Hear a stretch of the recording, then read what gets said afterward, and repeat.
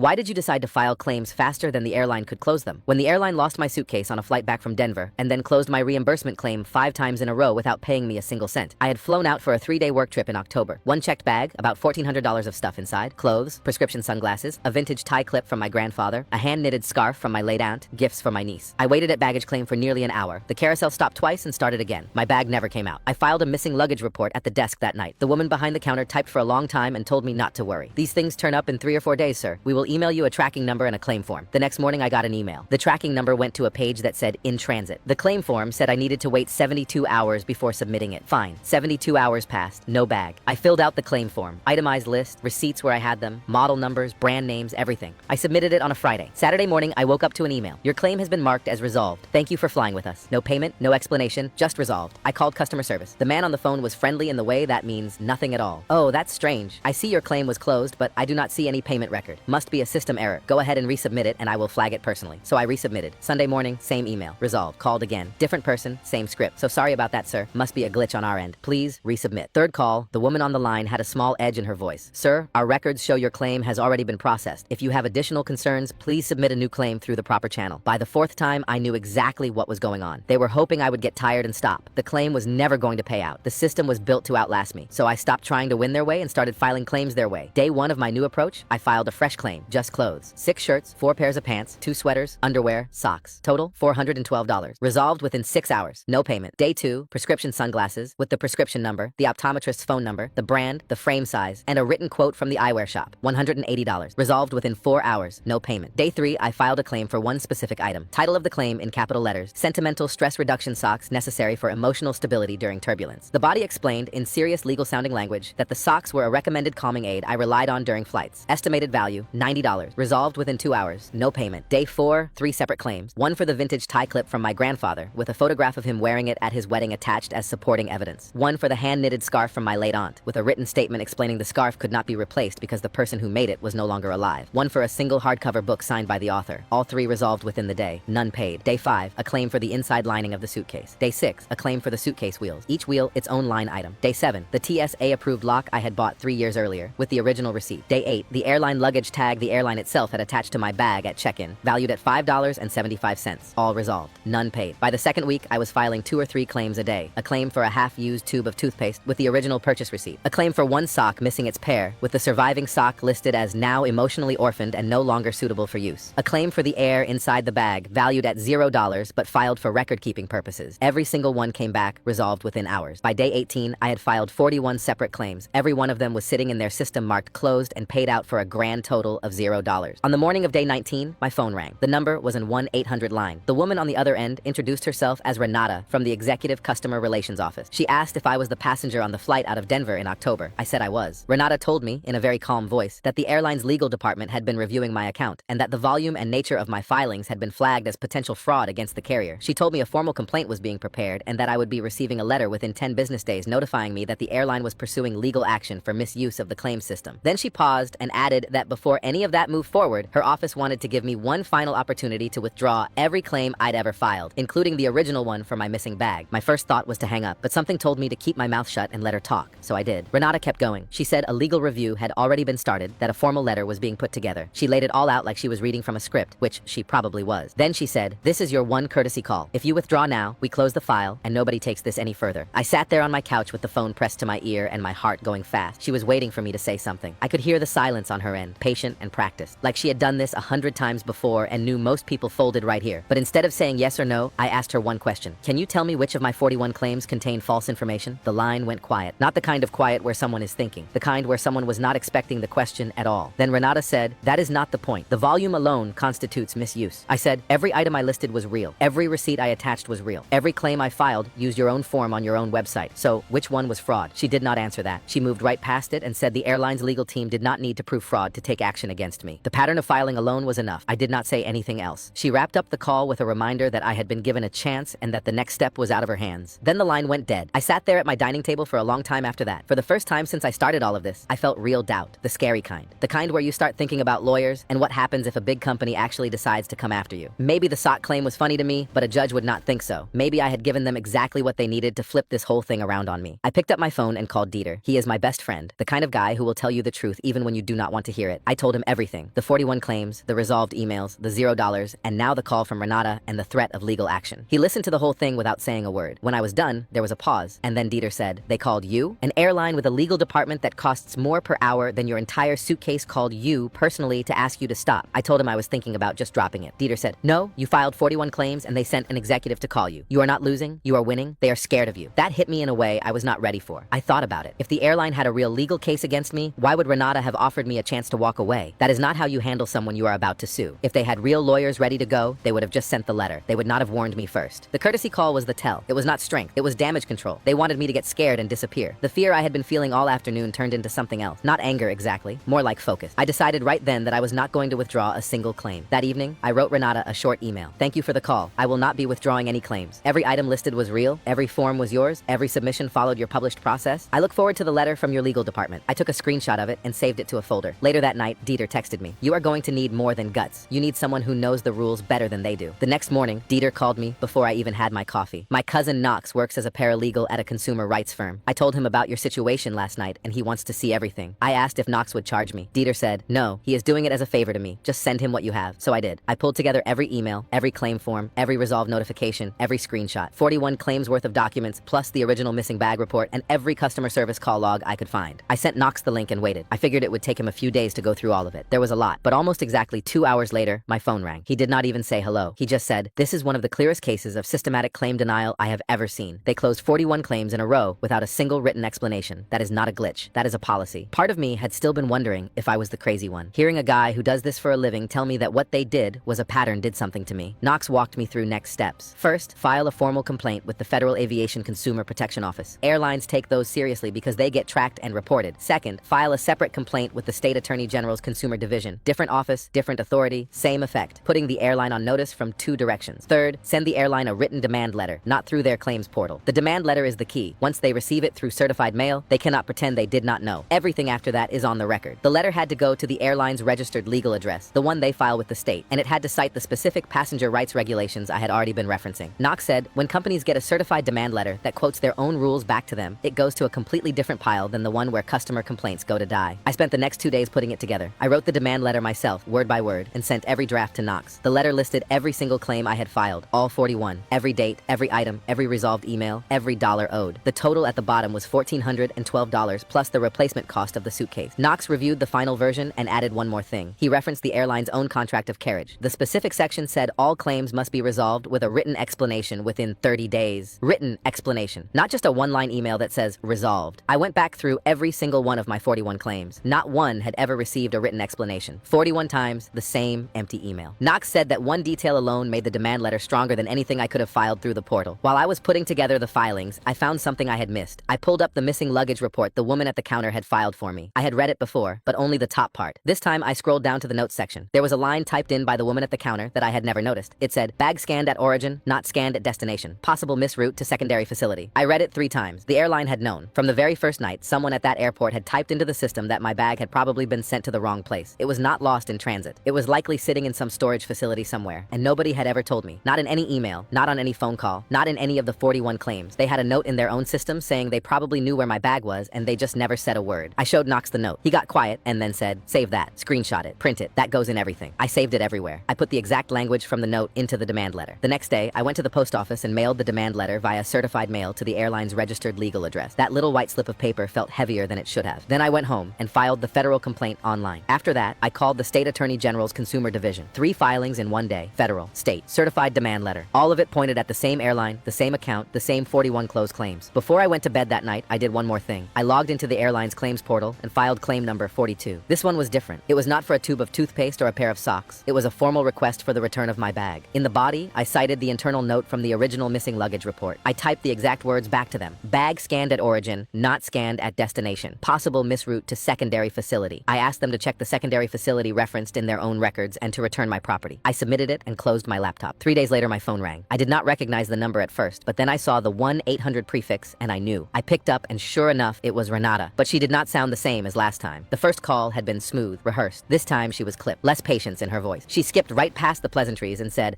"I see you have escalated this matter to outside agencies. I want you to understand that this complicates things for both of us." I leaned back in my chair and asked her what she meant. Renata said, "Our legal team is now obligated to respond on to 3 separate filings. That means this is no longer something my office can resolve informally. You have taken away my ability to help you. I said, your office never helped me. You offered me a chance to give up. That is not help. She did not respond right away. When she came back, something had shifted in her voice. She dropped it lower, almost like she was leaning closer to the phone. Look, between you and me, I handle cases like yours every week. The system is not built to make passengers whole. It is built to close files. I know that, but I am telling you, the legal team does not lose these. They will drag this out for months, and you will spend more in time and energy than your bag was ever worth. I'm trying to save you from that. I did not say anything for a few seconds, because for a moment, she actually sounded like a real person, not the corporate script, just someone being honest about how the machine works. She was basically admitting the system was broken, and then in the same breath, asking me to accept that and move on. Then she followed it up with, so if you are willing to settle, I can authorize a partial payment today, $200, and we close everything. $200 out of $1,400. I almost laughed. I swallowed it because I did not want her to hear it. I said, my grandfather's tie clip was in that bag. My aunt knitted that scarf by hand before she died. You are offering me $200. Renata's reply came quick. Sentimental value is not something we can reimburse. Our policy covers replacement cost only. I said, then reimburse the replacement cost of everything, like your own contract says you are supposed to. There was a beat of quiet. Then Renata said she would need to consult with the legal team, and the line went dead. No goodbye, just a click and silence. I sat there for a while after that call. I was not shaking this time. I was not scared like I had been after the first one. Mostly I was just tired of being talked to like I was the problem. Like I was the one who had done something wrong by wanting back what was mine. That evening, around 8, I was on my couch, half watching something on TV, when my phone buzzed with an email notification. Claim 42, the one where I had asked them to check their own secondary facility. It had been marked as resolved, just like all the others. But this time, there was an attachment. I opened it. It was a warehouse receipt. A scan of an actual physical document from a regional storage facility. My bag had been logged into that facility 11 days after my flight. 11 days. I read it twice, then a third time. The bag had been sitting in a storage facility this whole time. It had been scanned into a warehouse less than 2 weeks after my trip, and it had just been sitting there ever since. Nobody called me. Nobody emailed me. Nobody updated my tracking number. Nobody mentioned it during any of the 41 claims. The airline had my bag in their own building, and they just let me keep filing and keep calling and keep getting the same empty resolved email while my stuff sat on a shelf collecting dust. I forwarded the receipt to Knox right away. He called me back within 20 minutes. He was not just calm and professional this time. He was sharp. This changes everything. They did not lose your bag. They had it, and they did not tell you. That is not a claims issue anymore. That is a consumer protection issue. The demand letter just became a lot more powerful. I thanked him and hung up and just sat there in my living room with my phone in my hand. I felt my chest get tight, but it was not fear this time. It was something heavier than that. It was the weight of understanding what had actually been happening this whole time. My grandfather Cale's tie clip, the scarf my aunt Georgia had knitted with her own hands before she passed, the gifts I had bought for Araminta still wrapped in the tissue paper I had folded around them the night before my flight. All of it just sitting there in a building with a receipt, and they knew. They had known from day one. The woman at the counter had typed it into the system the night I stood at baggage claim watching an empty carousel. And for 3 weeks, while I filed claim after claim, while Renata called me and told me I was committing fraud, while I sat at my dining table wondering if I was crazy for not giving up, my bag was right there, 40 miles away, on a shelf with my name on it. 6 days went by. I was at my desk on a Tuesday afternoon when my phone rang from a number I did not recognize. Not an 1-800 line, a regular number. I almost let it go to voicemail, but something made me pick up. The voice was a man, flat, professional. No warmth, no edge, just neutral in a way that sounded like he had been trained to sound exactly like that. He said, "We have received correspondence from multiple regulatory bodies regarding your account. I am calling to discuss resolution." I asked who he was. He said he was a representative from the airline's legal compliance office. Not customer service, not executive relations, legal compliance. I asked what kind of resolution he was talking about. He said, full reimbursement of documented losses, return of your property, and a formal written acknowledgement of the processing errors in your case. I did not say anything for a moment. Then I asked, what about the 41 claims that were closed without explanation? He said, each will be individually reopened, reviewed, and closed with proper documentation as required by our contract of carriage. I had one more question. I asked him about Renata's threat, the legal action, the formal letter, the fraud accusation. The man paused. It was not a long pause, but it was long enough. Then he said, there is no pending legal action against you. There never was. That communication should not have occurred, and it is being addressed internally. I closed my eyes. There was never a legal case. There was never a letter. There was never a fraud complaint being prepared. Renata had made the whole thing up. The entire threat, every word of it, was a performance designed to scare me into giving up, and it almost worked. The man told me my bag would be shipped within 5 business days. He said the full reimbursement plus the replacement cost of the suitcase would be deposited within 10 business days. Then he asked if I would close all my outstanding regulatory complaints once payment was confirmed. I said, I will close the complaints when the money is in my account and my bag is in my hands, not before. He said that was acceptable, and the call ended. 5 days later, a box showed up at my front door. I brought it inside and set it on the table. I opened it, and there was my suitcase. I unzipped it slowly. The clothes were wrinkled and smelled stale. The prescription sunglasses were in their case, unbroken. The book was there. The gifts for Araminta were there, still wrapped in the tissue paper I had folded around them the night before my trip. I reached into the side pocket and pulled out the scarf my Aunt Georgia had knitted. I held it for a long time. It smelled like dust and cardboard, but every stitch was intact. I reached down to the bottom of the bag, and there it was, wrapped in the cloth I had folded around it before the trip. My grandfather Cale's tie clip, small, silver, a little tarnished. I set it on the table next to the scarf and just sat there. I did not move for a while. The reimbursement hit my account 3 days later. Every dollar. later. I checked twice to make sure. I forwarded the deposit confirmation to Knox. He replied, "Close the complaints. You won." I filed the closures that afternoon. Then I called Dieter. He picked up on the second ring and said, "So?" I said, "They paid. Everything. And I got the bag back." Dieter said, "How does it feel?" I looked over at the tie clip sitting on my dresser. I said, "Like I should not have had to do any of this." I mailed the gifts to Araminta with a short note that said they were a little late, but they were hers. The scarf went on a hook by my front door. The tie clip went into a small wooden box on my nightstand. I have not flown that airline since.